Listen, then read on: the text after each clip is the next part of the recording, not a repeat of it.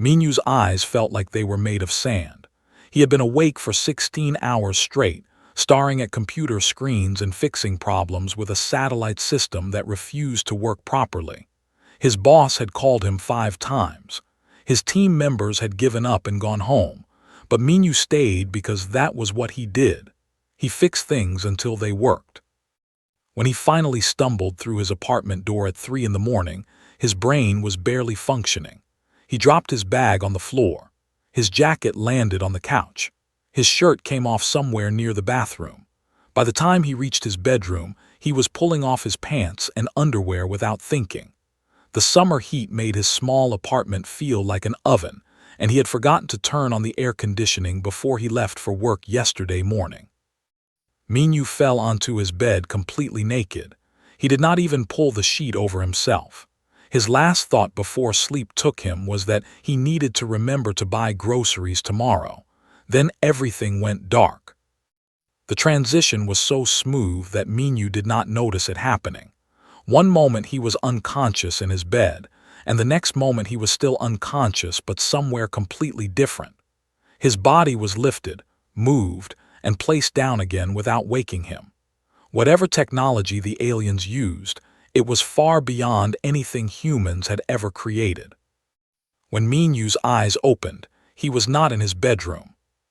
The first thing he saw was a curved ceiling made of something that looked like glass, but shimmered with colors he had never seen before. The second thing he noticed was that he was lying on a hard, smooth surface that was definitely not his mattress. The third thing, the thing that made his heart stop for a full second, was the face staring down at him. It was not human. 4 eyes, arranged in a square pattern, blinked at him from a face that was too long and too narrow. The skin was pale blue and seemed to shimmer slightly. There was no nose, just 2 small slits where a nose should be. The mouth was a thin line that did not move. Minyu's scream caught in his throat. He tried to scramble backward and hit a wall that he could not see. He looked around wildly and realized he was inside some kind of transparent box. Outside his box, 3 of these alien creatures stood watching him. They were tall, maybe 7 feet, and their bodies were thin and angular. They wore clothing that looked like it was made from liquid metal. One of them touched a device in its hand. Minyu heard a voice in his head, speaking Korean, though the alien's mouth did not move. Subject is conscious, beginning observation protocol.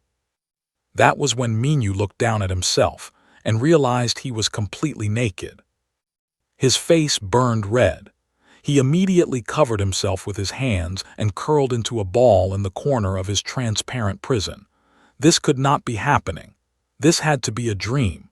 Maybe he had fallen asleep at his desk and this was just his exhausted brain creating nightmares. But the floor felt too real. The air was too cold against his skin. The embarrassment was too intense to be a dream. Minyu forced himself to look around despite his humiliation.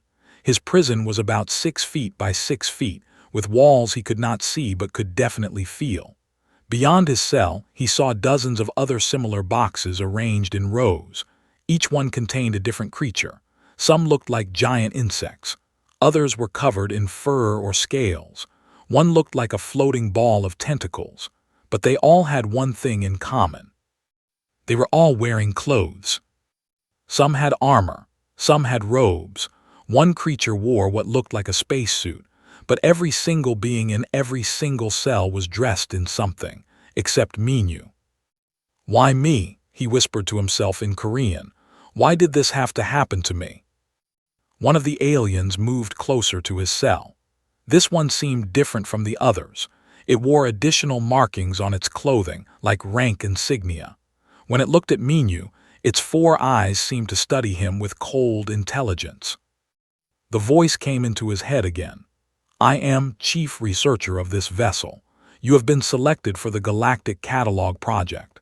We are documenting all sentient species in this sector of space. You will undergo a series of tests to determine your species' capabilities, intelligence level, and potential threat assessment." Minyu found his voice, though it came out shaky. "You can't just kidnap people. This is illegal. This is..." "This is wrong."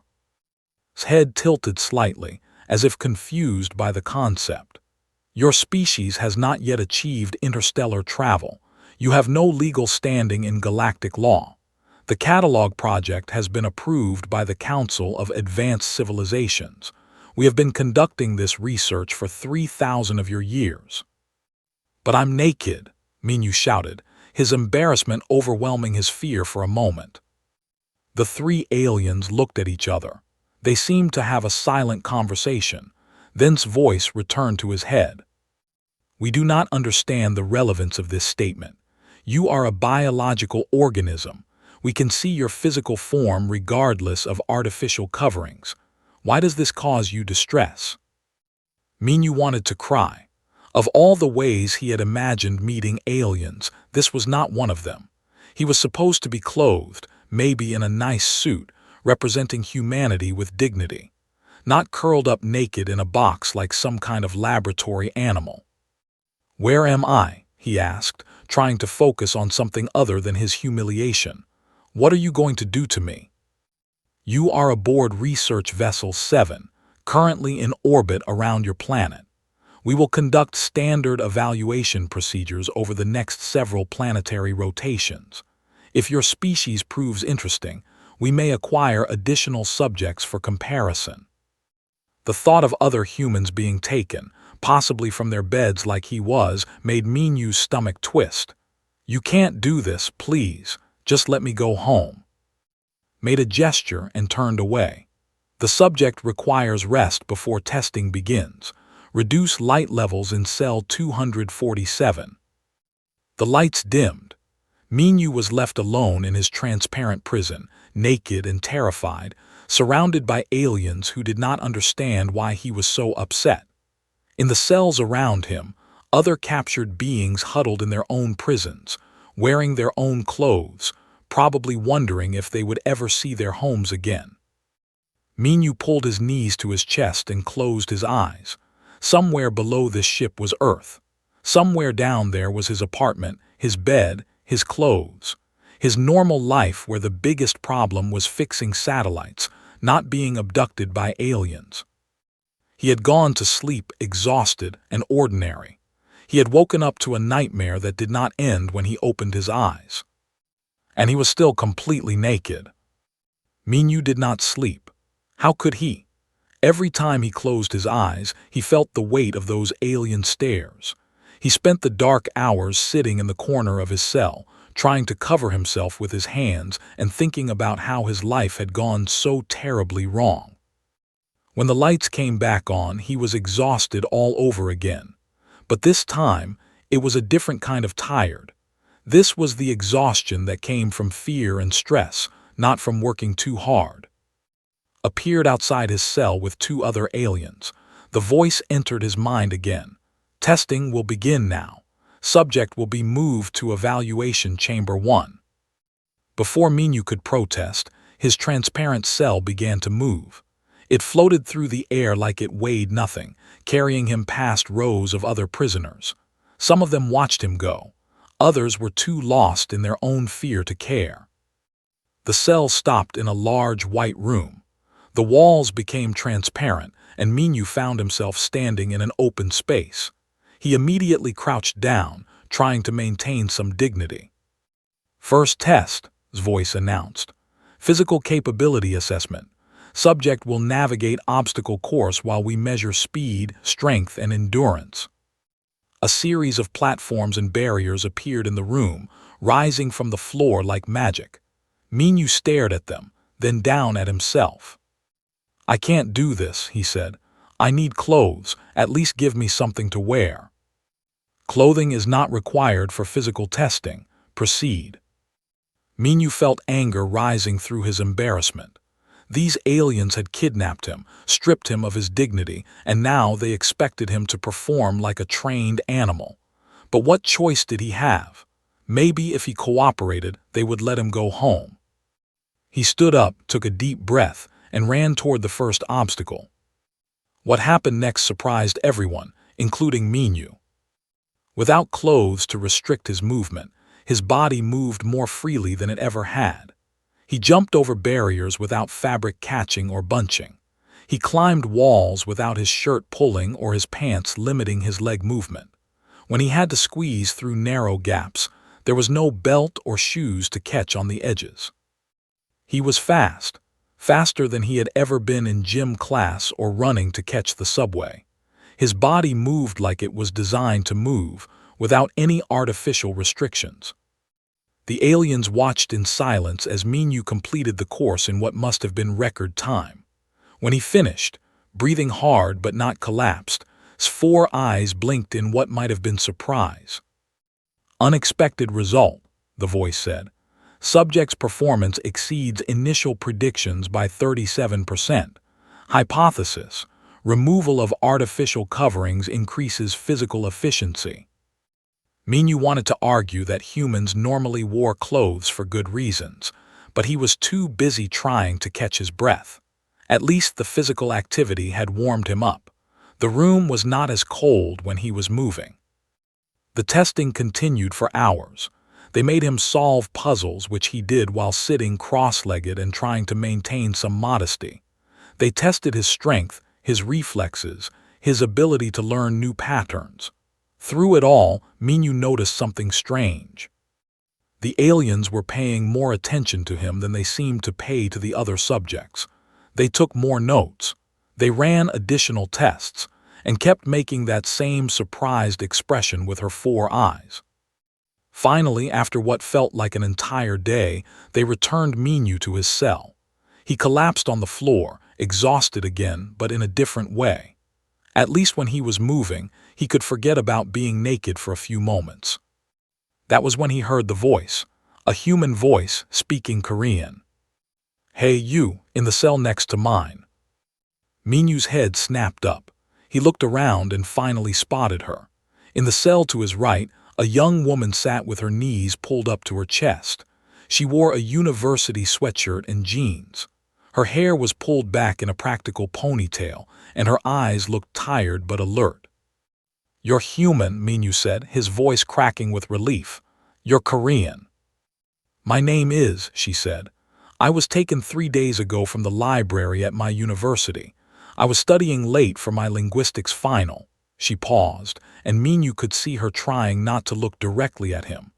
"I'm sorry about your situation. That must be really difficult." Minyu felt his face burn red again. I was sleeping, I didn't know." "I understand," said quickly. "It's not your fault. These aliens, they don't understand human concepts like privacy or modesty. I've been trying to communicate with them to learn their language. They're called the—" Before Minyu could respond, another voice joined the conversation. This one was deeper, more controlled. "There's a third human here too." Minyu turned his head and saw another cell, this one containing a man in a military uniform. He sat with perfect posture despite being in a prison, and his eyes were sharp and calculating. The man said, "I was taken from my base 4 days ago. I've been watching these aliens, studying their patterns. They have routines, schedules, weaknesses." "Weaknesses?" Minyu repeated. Hope flickered in his chest. "Maybe," said carefully. "But we need to be smart. We need to work together." Nodded. "I've learned some of their language. Not much, but enough to understand basic concepts. They think they're doing scientific research. They don't see anything wrong with what they're doing."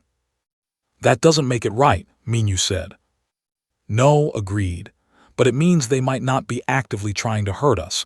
They're just curious." Over the next few hours, the 3 humans talked. They shared their stories, their observations, their fears. Minyu told them about his work as an engineer, about the systems he designed and the problems he solved. Explained her studies in linguistics and how she had been trying to decode the language. Described the security measures he had noticed, the patrol patterns, the way the ship seemed to be organized. And something strange happened. Minyu started to feel less embarrassed. Not because his situation had changed, but because he was not alone anymore. These 2 other humans did not judge him. They saw him as a person, not just a naked prisoner. "You know," said at one point, "the aliens are fascinated by you." Why, Minyu asked. Because you performed better than they expected in the tests. They're not used to subjects that surprise them. Most species they capture are predictable, but humans, she smiled slightly, we're full of surprises. Added, I've noticed they're watching all three of us more closely now. They're comparing notes, running additional scans. I think they're realizing humans might be more interesting than they initially thought. Minyu looked down at himself, still naked, still vulnerable. But for the first time since waking up in this nightmare, he felt something other than fear and embarrassment. He felt determined. Then let's give them something really interesting to study, he said. Let's show them what humans can do when we work together. His eyes brightened. You're thinking of escaping. I'm thinking of surviving, Minyu said. And maybe, just maybe, finding a way to make them regret taking us. Nodded slowly. It won't be easy. They have technology far beyond ours. But they don't understand us, Minyu countered. They see us as subjects, as specimens. They don't see us as people who can think, plan, and adapt. That's our advantage. The three humans looked at each other across their transparent prisons. They were captured, far from home, at the mercy of aliens who saw them as nothing more than research material. But they were not defeated. They were human, and humans did not give up easily. Even when they were naked, exhausted, and trapped millions of miles from Earth. The next morning, if it could be called morning in space, the three humans woke to find their cells had been moved. They were no longer in the catalog room with all the other alien creatures. Instead, they were in a much larger space that looked like a strange combination of different environments. Part of the floor was covered in something like grass. Another section had rocks and what might have been water. The temperature changed depending on where you stood. Strange plants grew in some corners. Minyu realized it was meant to be some kind of habitat, like a zoo enclosure. The three transparent cells were positioned close together now, forming a small triangle. Minyu was grateful for that at least. Being able to see the other humans made everything slightly less terrifying. His voice entered their minds simultaneously. You have been moved to a specialized observation environment. Our initial tests suggest your species possesses unusual cooperative capabilities. We will observe how you interact when given access to basic resources and challenges. As she spoke, the walls of their cells simply vanished. One moment they were trapped in transparent boxes, the next moment they were free to move around the habitat. Minyu immediately looked for something to cover himself. The embarrassment had faded somewhat, but being naked in front of other people was still deeply uncomfortable. He grabbed some of the large leaves from the strange plants and tried to fashion them into some kind of covering. Showing the kind of quick thinking that made her good at languages, immediately started examining the habitat. Look, she said, pointing to small panels on the walls. Those look like control interfaces, and there, she gestured to nearly invisible cameras in the corners. They're watching everything. Was already walking the perimeter, his military training evident in how he moved. The space is about 50 feet by 50 feet. Temperature varies by section. That corner is coldest, that one is warmest. Water source over there. Some kind of food dispenser built into that wall.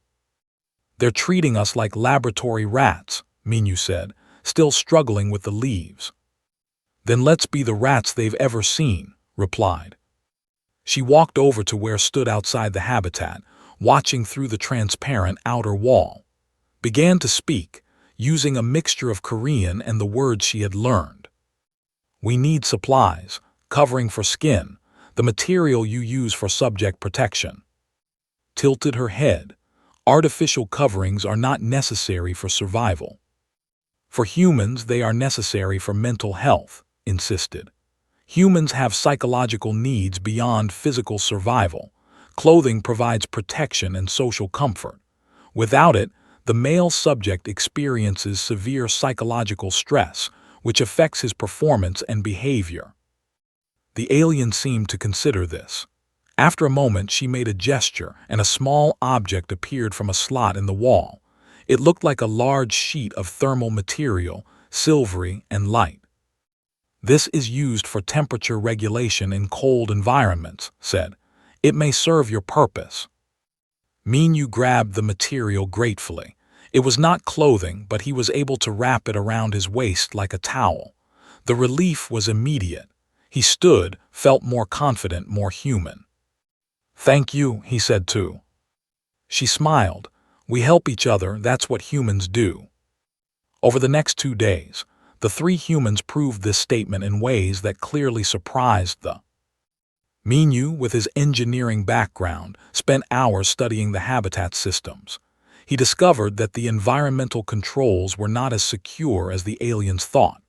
By manipulating temperature sensors and airflow patterns, he could create signals, hot and cold zones that could be arranged in patterns. He taught the others a simple code using temperature changes. Continued learning the language. She listened to their conversations through the walls, picked up on grammar patterns, memorized vocabulary. Within 2 days, she could understand about 30% of what the aliens said to each other. She shared everything she learned with Minyu and organized everything. He created schedules for eating, sleeping, and planning. He mapped every camera angle and found the blind spots. He studied the aliens' routines and discovered they changed shifts every 8 hours. He noted which guards were more alert and which seemed bored with their duties. But it was what they did together that really shocked the On the third day in the habitat, a fourth human was brought in. She was young, maybe 23, and wore medical scrubs. Her eyes were wide with fear. "My name is," she said in Korean when she saw the others. "I'm a medical student. I was working a night shift at the hospital when they took me." The three experienced prisoners immediately surrounded her, not threatening but protective. Checked to make sure she was not injured. Explained what was happening in calm, clear terms. Minyu shared his thermal material, tearing off a piece so could cover her shoulders if she got cold. The researchers watching this took extensive notes. "Subject behavior demonstrates advanced social bonding," observed out loud. New subject was integrated into group structure within minutes. Existing subjects showed immediate protective and nurturing responses. What the aliens did not understand was that this was normal for humans. Humans took care of each other. It was not advanced social bonding. It was just being decent.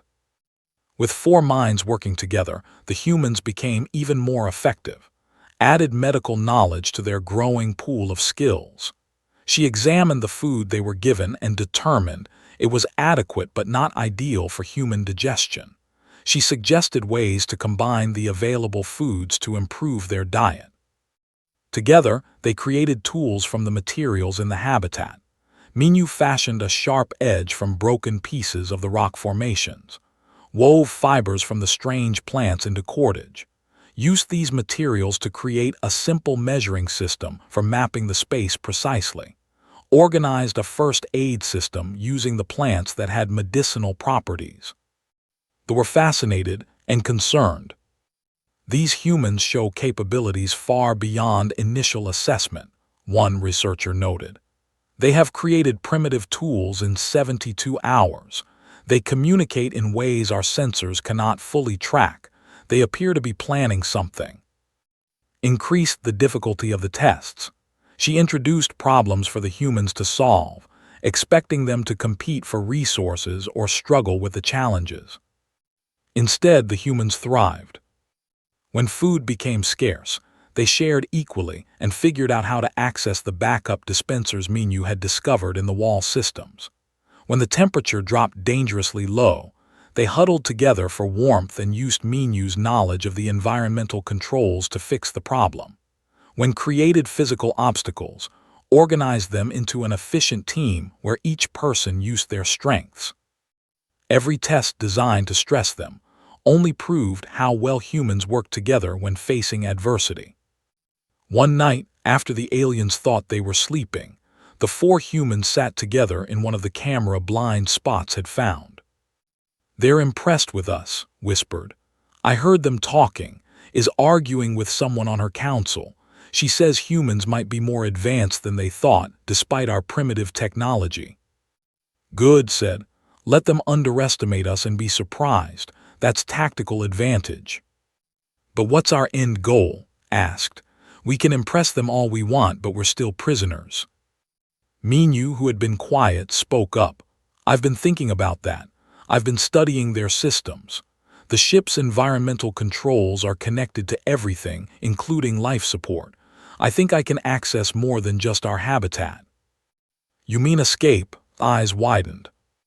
"Maybe," Minyu said. "But we need to be smart about it. We need more information first. And we need to make sure that if we try, we don't hurt the other prisoners or cause the whole ship to fail." Nodded approvingly. "That's good thinking. We plan carefully. We prepare for every possibility. And when the time comes, we act decisively." "Together," added. "Together," the others agreed.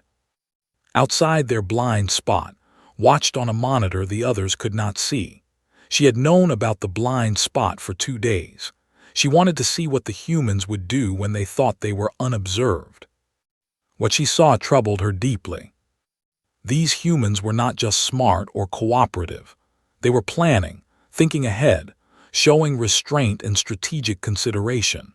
They cared about consequences, even about the welfare of other captured beings they had never met. In 3,000 years of cataloging species, had never seen anything quite like it. The breaking point came on the 7th day. Had decided to run what she called an advanced stress response test. Without warning, the 4 humans were separated into individual chambers. Minyu found himself alone in a small room with walls that slowly began to close in. At the same time, a strange mist started filling the chamber. It smelled sharp and chemical. Minyu's eyes began to water. His throat felt tight. The walls kept moving closer. This was designed to create panic. They wanted to see how humans responded to immediate, life-threatening danger when isolated from their group. They expected screaming, begging, or violent attempts to break through the walls. Minyu felt fear. Of course he did. But something else rose up inside him, something stronger than fear. It was the same feeling he got when a system crashed at work and everyone said it could not be fixed. The same determination that kept him working for 16 hours straight. He looked at the thermal material still wrapped around his waist. Then he looked at the vents where the mist was coming from. His engineering mind started working. The material was designed for temperature regulation, which meant it could filter and redirect air flow. If he could cover the vents partially, he could slow the poison gas. And if he could reach the environmental controls he had learned about, he could signal to the others. Minyu tore strips from his covering, not caring about modesty anymore. He stuffed the material into the vents, slowing the flow of mist. Then he found the temperature sensor on the wall and used the metal edge he had made days ago to manipulate it. Hot, cold, hot, cold, hot. The pattern he and the others had agreed on, the signal for danger. Outside his chamber, received the signal through the temperature changes in her own room. She was facing a different test, a series of impossible puzzles with a ticking clock. But she stopped solving them and instead started examining the walls of her chamber. She had learned enough to read basic labels.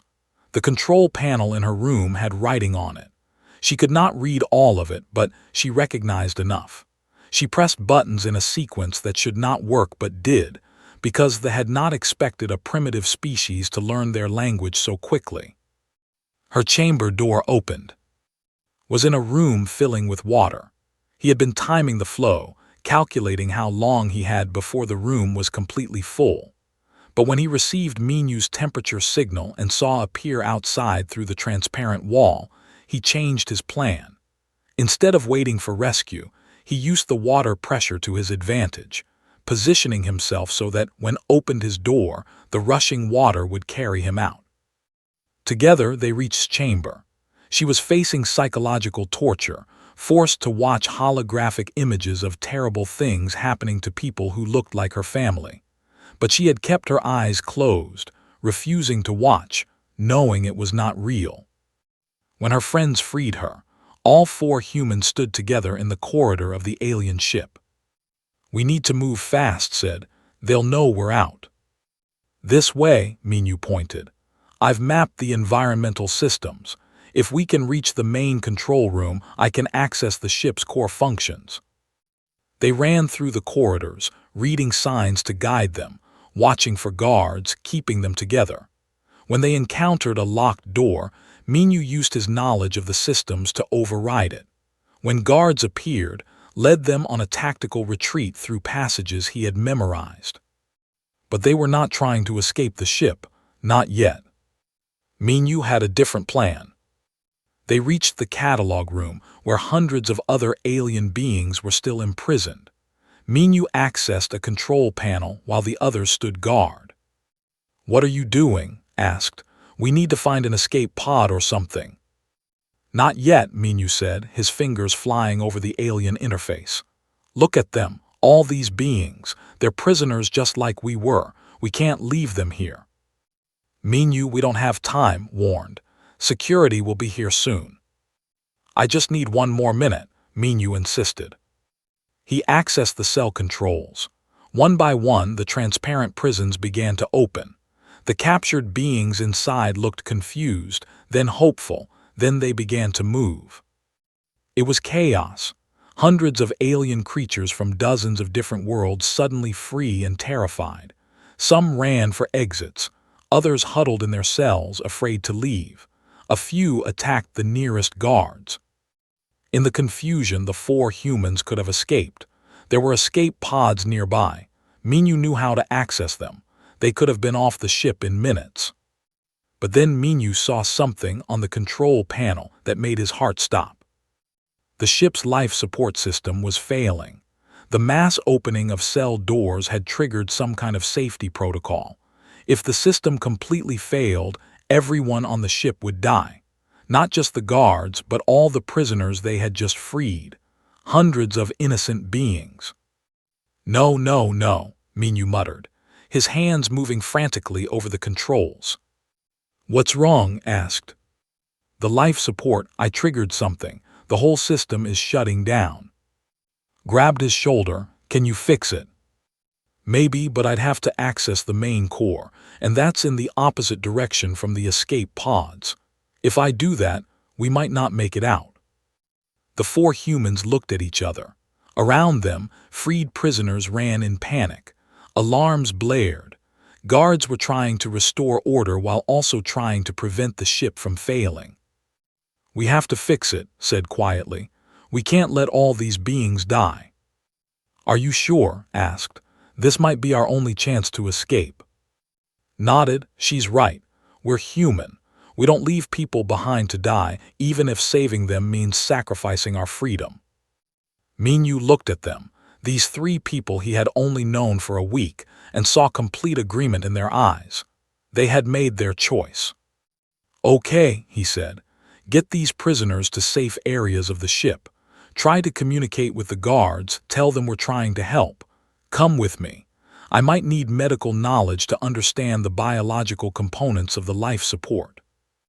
They split up.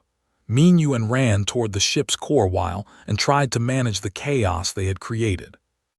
When they reached the life support core, Minyu found a system so complex it made his satellite work look like child's play. But he had learned alien technology before. He could learn this too. With helping him understand the biological filtration systems, Minyu worked faster than he had ever worked in his life. He rerouted power, bypassed damaged systems, and manually overrode the safety protocols that were causing the shutdown. Just as the last air scrubber was about to fail, he got it working again. The ship stabilized. That was when found them. She stood in the doorway of the core room with a dozen guards behind her. Minyu and raised their hands, knowing they had no way to fight or run. But did not order them captured immediately.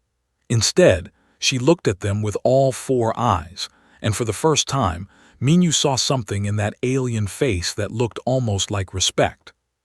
"You could have escaped," she said. "You had the opportunity. Instead, you chose to save this ship and everyone on it. Why?"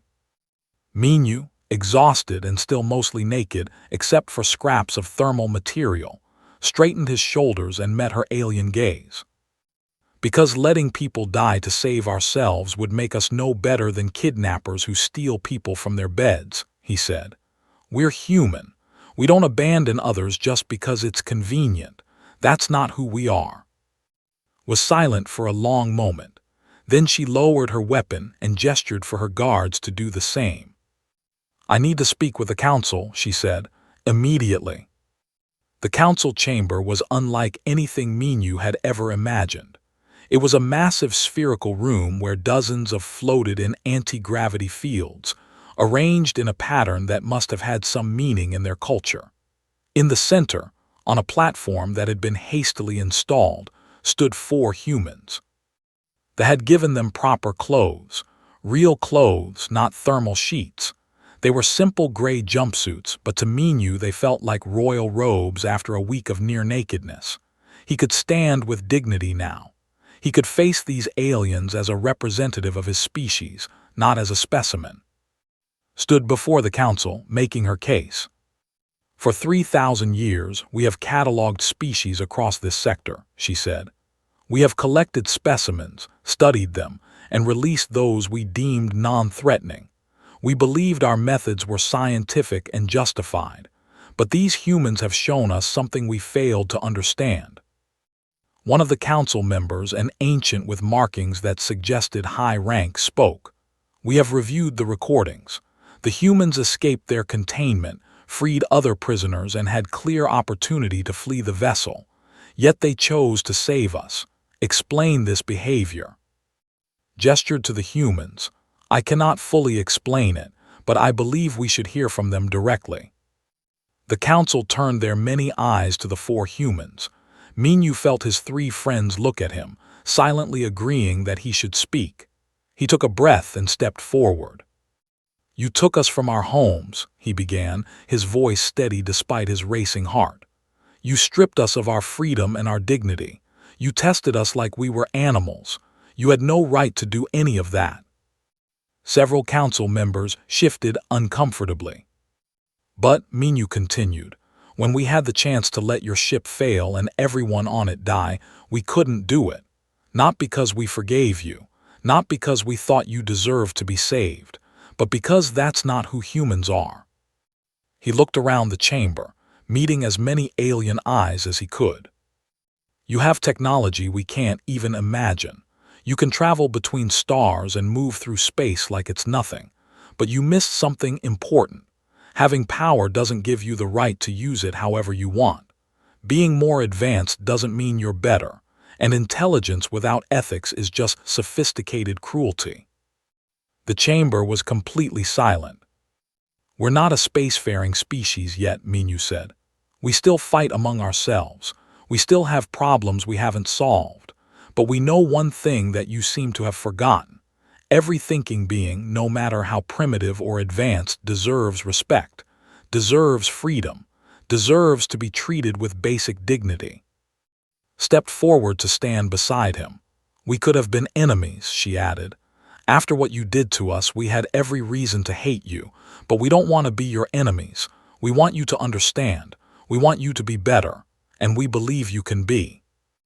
Join them. You called this a catalog project, but what you're really doing is collecting people like objects. That's not research. That's kidnapping. If you truly wanted to study other species, you would ask permission. You would offer exchange of knowledge. You would treat us as equals, not subjects."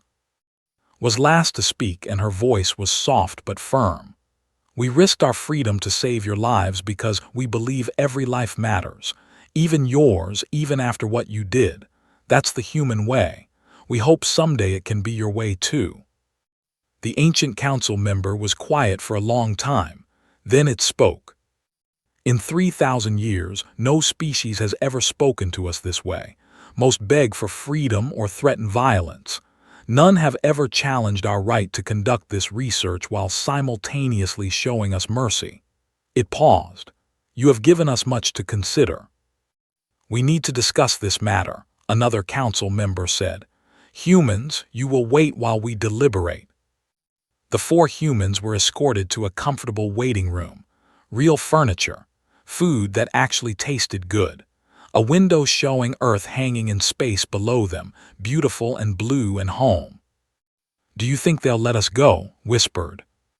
I don't know, Minyu admitted, but at least we tried, at least they heard us. 3 hours later, they were summoned back to the council chamber. The ancient council member floated forward. We have made a decision. The human species has demonstrated qualities we did not expect. Intelligence combined with compassion, capability paired with ethical consideration. You are technologically primitive but philosophically advanced in ways we had not encountered. Minyu held his breath. We are offering you a choice, the council member continued. First option, we return you to Earth with your memories erased. You will wake in your beds as if none of this happened. You will be safe, and Earth will remain uncontacted for another 1,000 years. Or asked. Or, you accept a role as humanity's first ambassadors to the galactic community. You will return to Earth with full knowledge and evidence of our existence. You will help prepare your species for contact with other civilizations, and you will serve as liaisons to help reform our research methods to be more ethical. The 4 humans looked at each other, communicating without words the way they had learned to do over the past week. What would happen to Earth, asked, if we accept? Earth would become a protected contact world. No more unauthorized abductions. Any research would require permission from Earth's governments. We would offer technological exchange, cultural sharing, and a seat in the galactic community when your species is ready. But there are conditions, added. Earth must agree to peaceful interaction. No weapons development based on our technology. No aggression toward other species. And you 4 must convince your governments to accept these terms. Minyu thought about his small apartment in Seoul, his job fixing satellites, his normal, ordinary life. He could go back to that and forget this ever happened. But he also thought about the stars above Earth, about all the species out there, about the chance to help humanity take its first real steps into the galaxy. We need to discuss this, he said. The council agreed to give them time. In the waiting room, the 4 humans sat in a circle, just like they had in the habitat when planning their survival. This is bigger than us, said. This affects all of humanity. But we're the ones who have to make the choice, pointed out. Nodded. If we say yes, our lives will never be normal again. We'll spend the rest of our lives as ambassadors, diplomats, go-betweens. It will be hard, maybe impossible. Minyu looked out the window at Earth. But if we say no, humanity stays alone, maybe for centuries. And these aliens keep doing what they've been doing, taking people without permission, treating other species like specimens. We could change that, said quietly. We could be part of something bigger, something important. They talked for an hour. They argued, considered, worried, and hoped. Finally, they came to an agreement. When they returned to the council chamber, Minyu spoke for all of them. We accept, but we have conditions too. The council members seemed surprised that the humans would make demands. All the beings you've captured and haven't released yet, you let them go home, Minyu said. And you publicly admit that your catalog project was wrong. You don't have to apologize to us, but you need to change the way you do things. And added, when we introduce you to Earth, you come in peace. No weapons, no threats. You meet our leaders as equals. The ancient council member considered this. Then it said something that might have been a laugh. You continue to surprise us. Very well, we accept your conditions. 1 week later, a ship landed in Seoul, in the same city where Minyu had been taken from his bed. But this time, it landed in broad daylight in a public square, with the whole world watching on television. Minyu walked down the ramp first, wearing a proper suit now, provided by the South Korean government. Behind them came, representing the cameras flashed, people shouted questions, world leaders waited to meet them. It was overwhelming and terrifying and amazing all at once. Minyu stepped up to the microphone they had set up. 2 weeks ago, he said, I went to sleep in my apartment, exhausted from work and completely naked because it was hot and I was too tired to care. I woke up on an alien ship, embarrassed, terrified, and thinking my life was over. The crowd was absolutely silent. But I learned something important. Humans are strong not because we're always prepared or always dignified. We're strong because even when everything is taken from us, even when we're at our most vulnerable, we adapt. We think. We care about others. We choose to do what's right, even when it costs us. He gestured to, these aliens had technology that could have destroyed Earth. They had power we couldn't match. But they learned from us too. They learned that power without ethics is empty, that intelligence without compassion is meaningless. Minyu looked directly into the cameras, knowing his parents were watching, knowing the whole world was listening. Today, humanity joins the galactic community, not as conquerors or subjects, but as equals. We have a lot to learn.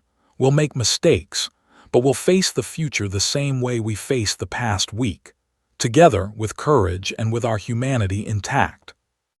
The crowd erupted in cheers. 6 months later, Minyu stood in his new office at the United Nations building in New York.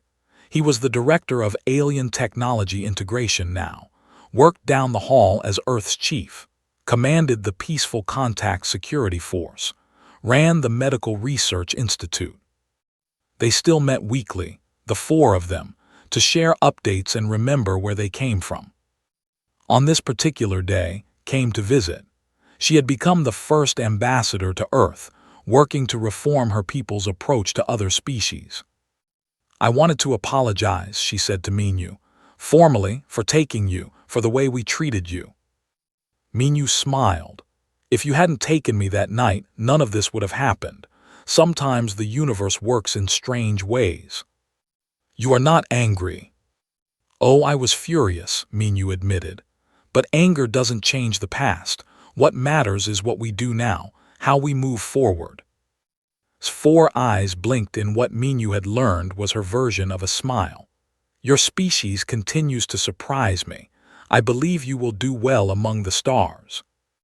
That night Minyu stood on his apartment balcony, looking up at the sky. It was the same sky he had looked at all his life, but now he knew what was out there. Who was out there? He thought about that terrible, embarrassing night when he went to sleep naked and woke up to aliens staring at him. He thought about everything that had happened since. And he smiled. Because humanity had done something incredible. They had faced the unknown without weapons or armor or preparation. They had shown the galaxy that Earth's greatest strength was not technology or military might. It was the simple, stubborn, beautiful human spirit that refused to give up, even when naked and afraid and millions of miles from home. That was humanity. And the universe would never be the same.